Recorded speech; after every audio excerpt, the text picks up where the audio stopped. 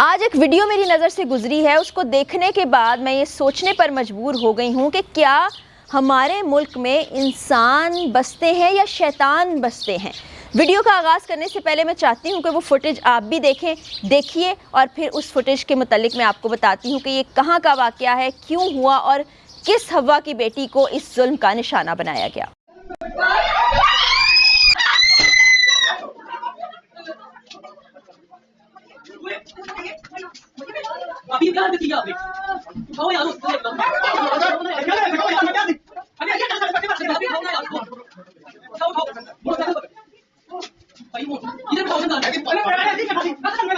یہ ویڈیو آپ نے دیکھی، ویڈیو میں چیخ و پکار آپ نے سنی، آپ سن رہے ہیں کہ ایک نوجوان یہ کہہ رہا ہے کہ بھابی یہ آپ نے کیا کر دیا، اس کو اٹھاؤ، اس کو ادھر بٹھاؤ، اس کو اسپتال لے کر جاؤ۔ پھر پنجابی میں کہہ رہا ہے کہ میں تو انو پہلے ہی کہہ رہا سی۔ لگ ایسا رہا ہے کہ کسی خاتون نے چھلانگ لگائی ہو، وہ نیچے گری ہو، اس کو بچانے کے لیے تمام لوگ بھاگے بھاگے وہاں آئے ہوں۔ جناب یہ واقعہ اس کے بالکل برعکس ہے۔ لڑکی نے چھلانگ نہیں لگائی بلکہ لڑکی کو زبردستی کھڑکی سے باہر دھکا دے دیا گیا۔ یہ لڑکی کون ہے اور وہ تمام لوگ جو اس کے گرد جمع تھے وہ کون ہیں اور اس کی ایف آئی آر کس کے اگینسٹ درج کی گئی ہے، وہ آج کی ویڈیو میں آپ کو بتانے لگی ہوں۔ لڑکی کا نام ہے مریم۔ مریم کی شادی ہوئی تھی شہزاد نامی شخص سے اور دھکا دینے والے اس کے تمام سسرالی اور شوہر بھی ہیں۔ اب یہ حیرانی کی بات ہے، لیکن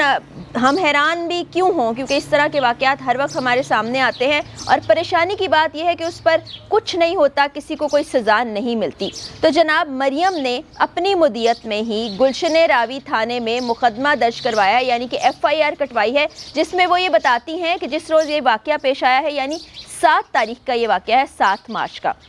رات میں وہ کھانا بنانے لگتی ہیں، انہیں چکن بنانا ہوتا ہے اور وہ شوہر سے یہ تقاضا کرتی ہیں کہ چکن کے علاوہ گھر میں کچھ موجود نہیں ہے، کوئی سبزی نہیں ہے، کوئی مسالے نہیں ہیں، تو وہ کھانا کیسے بنائیں، جس پر اس کا شوہر اس پر چیخنے چلانے لگتا ہے، مار پیٹ کرتا ہے، زد و کوب کرتا ہے۔ نہ صرف یہ بلکہ ساس بھی آ کر مل جاتی ہیں، چیخنا چلانا شروع کر دیتی ہیں، کہتی ہیں کہ میں نے تو اس کے ہاتھ کا کھانا ہی نہیں کھانا، یہ بدتمیز ہے، بد تہذیب ہے، ہمارے ساتھ اس طرح کا رویہ رکھتی ہے۔ اور اس کے بعد جناب دیور بھی اس میں کود پڑتے ہیں۔ دیور کا نام رومان ہے، جو یہ کہہ رہا ہے کہ بھابی آپ نے کیا کر دیا، پورٹرے یہ کرنا چاہتا ہے کہ بھابی نے چھت سے چھلانگ لگا دی ہے،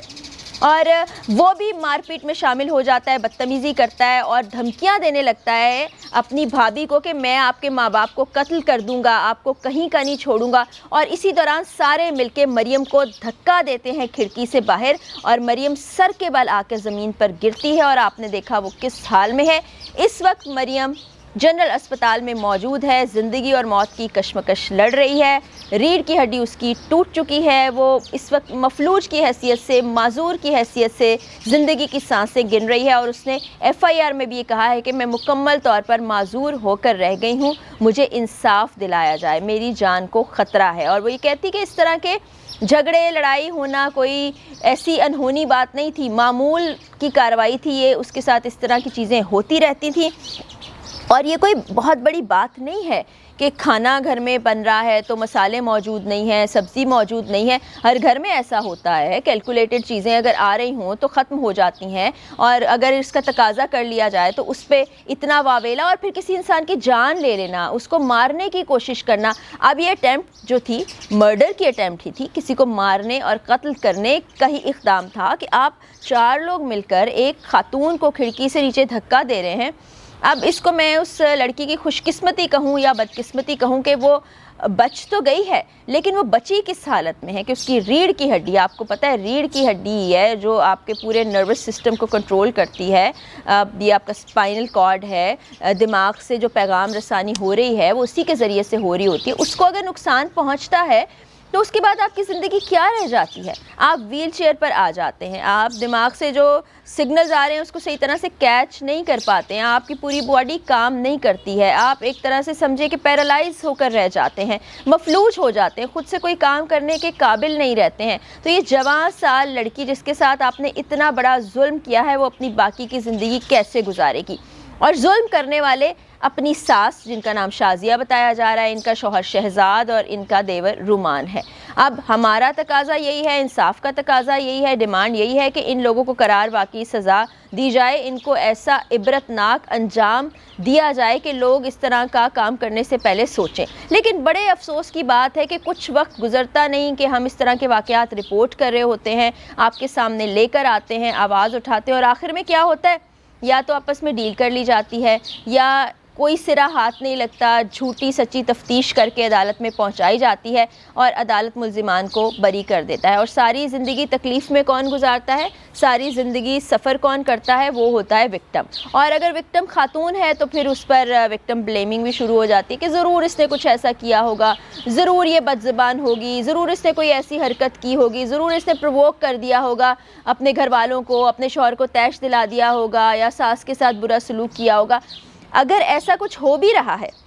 اگر آپ کو یہ لگتا ہے کہ کسی خاتون نے ایسا رویہ رکھا ہوگا، تو پھر میں کہتی ہوں کہ اس طرح کی زندگی ایک ساتھ گزارنے سے بہتر ہے کہ آپ علیحدگی اختیار کر لیں۔ میں خواتین کو بھی یہ کہوں گی کہ جہاں ایسا ٹاکسک ریلیشن شپ ہو، جہاں پر آپ کی حق تلفی کی جا رہی ہو، جہاں پر آپ کو مار پیٹ کا نشانہ بنایا جا رہا ہو، جہاں پر آپ پر ظلم و ستم کیا جا رہا ہو، اتنا ظلم کہ آپ کی جان ہی لینے کی کوشش کی جائے، تو خدا را اپنی جان کو سب سے زیادہ اہمیت دیجیے، کیونکہ آپ کی ذات اور آپ کی جان سے بڑھ کر کچھ نہیں ہے۔ آپ الگ ہو جائیے۔ اور وہ تمام سسرالی رشتہ دار یا شوہر حضرات جو اپنی بیویوں سے ناخوش ہیں، تو جناب آپ بھی حتمی فیصلہ لے سکتے ہیں۔ اس طرح کسی کی زندگی برباد کر دینا، کہیں آپ دیکھتے ہیں تیزاب پھینک دیا، کہیں آپ دیکھتے ہیں کسی کی ٹانگ توڑ دی، کہیں کسی کو چھت سے دھکا دے دیا، کہیں کسی کو جان سے ہی مار ڈالا، یہ کہاں کا انصاف ہے؟ اور کون سا انسان ایسے کرتا ہے؟ یہ انسانیت کے تقاضوں کے خلاف ہے۔ خدا را کچھ خوف کیجئے، خدا را اس طرح کی چیزوں سے دور رہیے۔ اب میں تو اس لڑکی مریم کا سوچ سوچ کے پریشان ہو رہی ہوں کہ اس کی زندگی آگے کیسے گزرے گی۔ اب اگر وہ اس خاندان کے ساتھ رہنے کا فیصلہ کرتی ہے تو ہر لمحے اس کی جان کو خطرہ ہے، کیونکہ اس نے جناب بہت بڑا جرم کیا ہے کہ اس نے اپنے حق کے لیے آواز اٹھائی ہے اور FIR درج کرا دی ہے، جس میں اس نے شوہر کو، ساس کو، دیور کو نامزد کر دیا ہے۔ تو اب تو دوبارہ وہ اس گھر جاتی ہے تو اس سے جینے کا حق دوبارہ چھین لیا جائے گا، اور ایسے چھینا جائے گا کہ کسی کو پتہ بھی نہیں چلے گا۔ اور کل کو جس حالت میں وہ آ گئی ہے، اگر وہ اکیلے زندگی گزارتی ہے تو اس کے لیے بہت ہی مشکلات کا سامنا ہوگا۔ تو اللہ تعالیٰ ہمارے ملک میں رہنے والی خواتین پر رحم فرمائے، بچیوں کے نصیب اچھے کرے، ان کو